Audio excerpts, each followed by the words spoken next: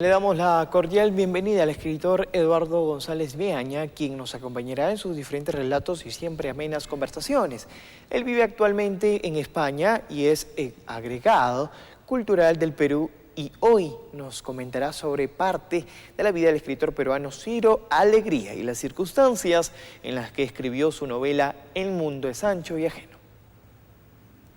Hola, soy Eduardo González Viaña y voy a tratar el tema Ciro Alegría mientras espera ser fusilado.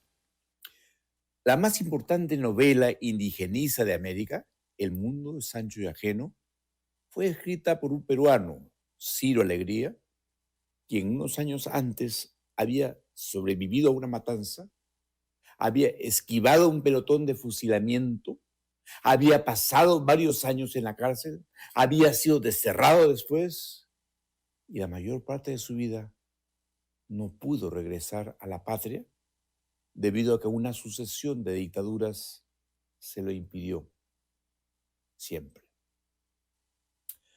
La Nochebuena de 1931, Ciro, entonces un muchacho de 22 años, fue al local del partido aprista en su ciudad de origen, Trujillo, para colaborar en el reparto de alimentos para los niños.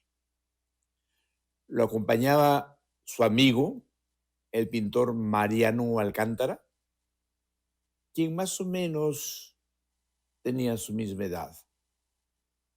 El APRA era un movimiento político y social que había insurgido hacía pocos años para realizar grandes cambios estructurales y proponer la unión de los países hispanoamericanos contra el imperialismo de los Estados Unidos. Unas horas antes de la repartición de aguinaldos, Ciro y Mariano bebían con otros compañeros el tradicional chocolate caliente de esa noche. Al joven escritor le llamaron la atención los ojos de una bella compañerita y la invitó a salir a pasear por la colindante Plaza de Armas de Trujillo, la más grande del Perú. Eso le salvaría la vida. Cuando faltaban unos minutos para la medianoche, un camión con soldados estacionó frente al local del partido. Los recién llegados portaban ametralladoras. Algunos se apostaron frente a la puerta. Un grupo de ellos penetró en el local haciendo disparos a diestra y siniestra. Hubo decenas de muertos. La mayoría de aquellos eran, por cierto, niños y amas de casa. Por su parte, Mariano Alcántara, cansado de esperar a su amigo, se había echado a dormir bajo el escritorio de la oficina administrativa. Cuando entraron los soldados, creyeron que una de sus ráfagas lo había liquidado. Fue él quien muchos años después, en nuestro Trujillo, me contaría la historia. En julio del año siguiente estallaría en esa misma ciudad una revolución que estaba destinada a ser el punto de partida de una formidable insurgencia social en el Perú. Es normal que el joven universitario Ciro Alegría participara en ella. Los rebeldes tomaron el cuartel de la ciudad y por una semana instalaron un gobierno popular. Sin embargo, las Fuerzas Armadas sitiaron Trujillo por aire, mar y tierra. Y después de muchos desiguales combates, aplastaron la rebelión. Miles de trujillanos fueron fusilados sumariamente frente a los sombríos paredones de la antigua ciudad prehispánica de Chanchán. Ciro pudo ser uno de ellos, pero la muerte aún no lo tenía en sus listas.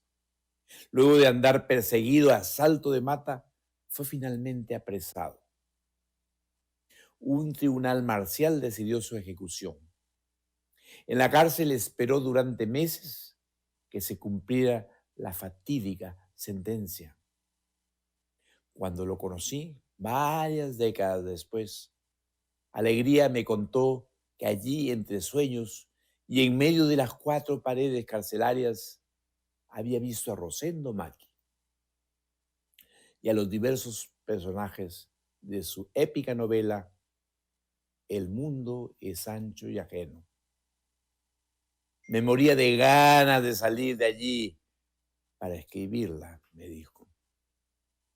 En la obra, publicada 9 años más tarde, los indios de una comunidad andina tienen que afrontar la invasión de sus tierras por el latifundista, a quien protegen las Fuerzas Armadas y las leyes de la República.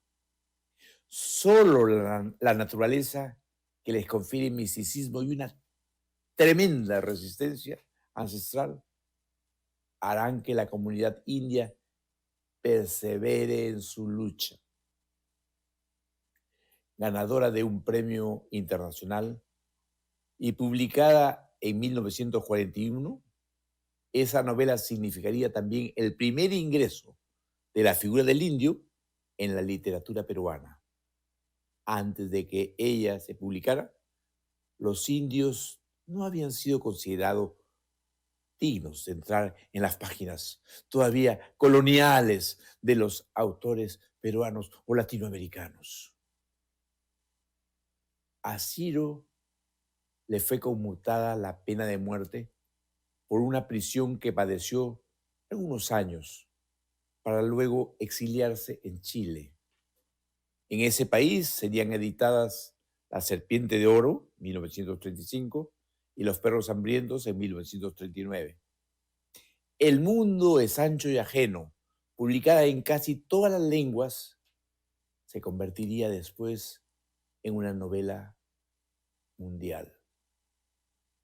Ni siquiera la fama conquistada por esos hechos pudo servirle para volver a su país. Sucesivas dictaduras se lo impidieron o hicieron del Perú un lugar muy peligroso para el novelista, quien por fin se fue a los Estados Unidos y se dedicó allí a la cátedra universitaria. Tras un largo exilio y después de varias décadas, regresó. Un ataque fulminante al corazón acabó con su vida en 1967. No lo habían hecho desaparecer la ametralladora de los irracionales, tampoco los azarosos años de la persecución y el martirio, ni la posibilidad de ser fusilado. Tampoco lo conseguiría la muerte, porque en esos días sus lectores seguimos celebrando la eternidad de los personajes que él reveló y la novela que pensó mientras esperaba ser fusilado. Gracias. Vamos a cambiar ahora el tono de la información, 8 de la noche con 33.